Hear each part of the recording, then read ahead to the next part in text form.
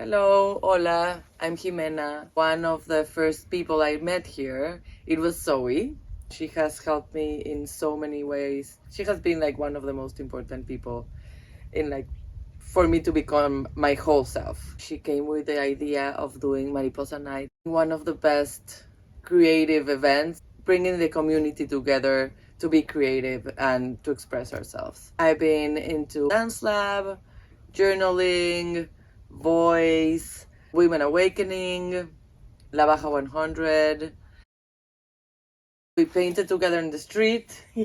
We did some skulls for Day of the Dead with all the tools that she has gave me. I have been building my own path. What is expressive arts therapy? You've heard of creative art therapy, like art therapy, music therapy, dance therapy, drama therapy, poetry therapy. So really expressive arts therapy is just all of that. It's the whole rainbow of art forms, and the idea of it is to learn how to engage a deeper part of the self that is often unconscious. I mean, I think that it's the best tool to access the unconscious is through expressive arts, because when we drop in and channel whatever it is that we want to say without thinking about it, without necessarily planning it, the way differently than a professional artist who might have a vision, this is what I'm going to create, or this is what I want to say. With expressive arts, it's a little bit more spontaneous, and you don't really know what you're going to get. So it's a way to open up and express shadow feelings, shadow parts. So the parts of us that we don't accept in ourselves, that we don't love about ourselves, that society has rejected. And it's actually, in my personal opinion, it's the best way to do shadow work, because the arts is a safe container to express the gamut, the range of intense human drama, right? So even the most painful things, the most joyful things, and everything in between. It's a safe space to express without judgment and without hurting anyone. It's really simply confronting the truth within ourselves and healing it and channeling it into something positive, which is art. One of the most beautiful things about expressive arts therapy is that it creates a mirror of your soul. It shows you something about yourself that you wouldn't have seen. And when that image, especially visual art, when that image exists, then it's like, wow, that's a piece of me that I can look at now and work with. I think the visual part of expressive arts therapy is powerful because it works with symbols. Visual symbols are, something that we can all relate to. And so archetypes are symbols that can come through, or really anything. We interpret our symbols personally. So as an expressive arts therapist, I like to help my clients or my students make their own interpretation of their symbol. I've been listening to Zoe talk about that when we did the journey to wholeness. It was 8 weeks. It was every week we did a different chakra. We went through the system. Yeah. So in a way, it was like a mini version of what this retreat is going to be. So we guided us first to a meditation, visualization, and then for us to express what was going on inside of each one of us. And as an artist, I have to say, like, the moments that I've been most inspired, and it's that, like with those meditations and how Zoe guides you to get there, to really touch that inner part that maybe you don't know it exists. What was your inspiration to study expression arts? There's a little story that goes with it. Okay. So I was 29 years old. I was in therapy for the first time in my life, and it was really helpful. I had been struggling with depression and a little bit of anxiety too, and it just felt pretty lost. And I went to see this therapist who was an art therapist, but she really helped me understand the value of therapy. And she basically said to me, and I was at that time I had just quit being an actress and decided I wanted to start, or I was hoping to make the leap to become a musician and start my own band, which was this dream of mine that I had had a long time. And she said, Zoe, I think you should really, it's great that you're a multimedia artist and you'll always be that, but I really think you need something else to ground you in a career. And I really want you to think about having a career. And I was like, okay. So I decided to give myself 6 months, and I did a lot of research and soul searching. I even made an Excel spreadsheet and wrote down all the possible like dream careers that I wanted, and color coded them according to like what they would be for me and how hard they would be. Which ones were like the top 3? I feel like I want to say performance artist was up there, which is not a money-making career, as we all know. I remember that one. Designer, maybe fashion designer was one of them. Teacher was on there. So, which you are also. Which I am. So so after I did all of that, I was like, I think I want to be a music therapist.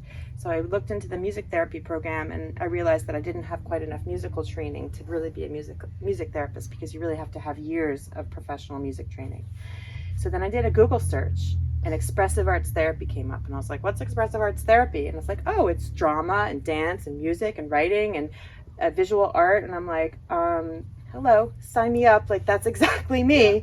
And I couldn't believe that there was a master's program in psychology that also had a spiritual component and also included all the art forms that I had always done since I was a kid. It was just sort of like a miracle. And so I knew that this was the career for me. I just want to add one more thing about the Excel spreadsheet. So looking back at the Excel spreadsheet, I realized that I actually became everything on that list. And that's where my philosophy of be all yourselves comes from, is like we come from cultures that tend to push us into specialization, right? I don't think our world is ready always for the idea of like, I'm everything. I want to be everything. And we have judgments about that. But one day I just realized, you know what? I'm never going to choose. I'm just going to be all of it. And that's why I love the rainbow symbol. And that's why I love Be All Yourselves. And that's why I love the Chakra System. I love any system that is inclusive of everything, because that is really what I'm all about. So where did you study all that? So I got my master's degree at the California Institute of Integral Studies in San Francisco. And I was living in New York at the time. So I moved across the country to San Francisco to go to grad school. And it was a 3-year program. So I learned all of the counseling skills. I learned all the psychology. There was a spirit. We also did a lot of meditation. And then I learned all these art forms and how to use them as therapy. So really I got to study psychology and being an artist at the same time. What you're living right now, which expressive art is the one that you're like, oh yeah, this is the one that I can just like do and take a... 2 actually come to mind. Like first when you said it, music came to mind, but then I was like, but dance. And I think of them as 2 different things, because really as an artist, music is my kind of highest art form, because it brings together so many of what I want to say, what do I want to express. And I feel so me when I'm playing music and singing, especially when it's my songs, and there's so much emotion in them, and it feels really gratifying. But as expressive arts practice, I would say dance is my go-to, and I think it's always been that since I was a little girl. I've always danced. It's always been a natural way for me to express myself, and it's just so immediate. It's like you only need like one song and one dance, and you are transformed. And I actually, what I love about movement and dance therapy is that I think of it as like a practice for life. So what you practice in your movements, you bring that into your life. It's like you're actually physically, like if you want to be more fluid, then you dance more fluidly, and you live your life more fluidly. So it's a very literal way of practicing how we want to be in life. Is just one aspect of it. It's also just get it all out. I mean, just for that one, just for the dance, I would totally come to your retreat, because I mean, if you ever have the opportunity to dance with Zoe, it's like, it's magical, and you become another person while you're dancing. She motivates you just to like dance however you want. So and express different parts of yourself, right? Like totally. Pushing you to like express the inner child, or the masculine, powerful part of you, or the to express something that maybe you're uncomfortable with. Yes, exactly. Which is very liberating. Yeah. When did you figure it out, or when did you realize, okay, I want to grab all this that I have and just create a retreat 1 week where I can just show everything I've learned? Well, I could say in some way I've wanted to do this ever since I learned about the chakras, which was, I don't know, a few years before I got my yoga teacher training, which I think was about 4 years ago. So maybe 5 or 6 years I've thought about the idea of doing a week-long retreat that is structured by the chakras, so it's 7 days, and that it would include these different practices and techniques, I guess you could say, that I've been developing all these years, and just have an opportunity to work with people in this more intensive way. Because I've had these weekly classes, and I have clients that meet me for an hour or sometimes twice a week. And I've done a couple of weekend workshops, and I've done things in other people's retreats. Okay. But the idea of being able to do all of it and to have contact with a small group of people, to really honor their process and their transformation journey, to understand where they want to go to, and to support them in getting there, that is just like, I can't think of anything more meaningful to do, especially because it combines my healing work and my artwork. And that is really my goal, is to sort of integrate artist healer as one thing, and for people to show up and realize that they're all artists, and they just need to have the opportunity and the encouragement and the safety to be able to let that be true. Can you explain a little bit like what chakras are and what gets you so inspired by them? I like to work with the Hindu system, which is 7 chakras. That's the one that I know the best. That's the one I studied in my yoga teacher training. And it's the colors of the rainbow, so it really fits. And so the idea is that the chakras exist along the spine of the body, and every human has them, and even animals have them. And yeah, that's a good demonstration of it. Yeah. So that the root chakra is at the base of the tailbone, so it's your base. And then the sacral chakra is right here between the pelvis and the belly button. The solar chakra is here at the solar plexus, heart chakra in the center where the heart is, the throat chakra, third eye chakra, and then the crown chakra. And so each chakra represents something on the physical, emotional, mental, and spiritual plane. It's almost like they're signals receiving information and giving out information.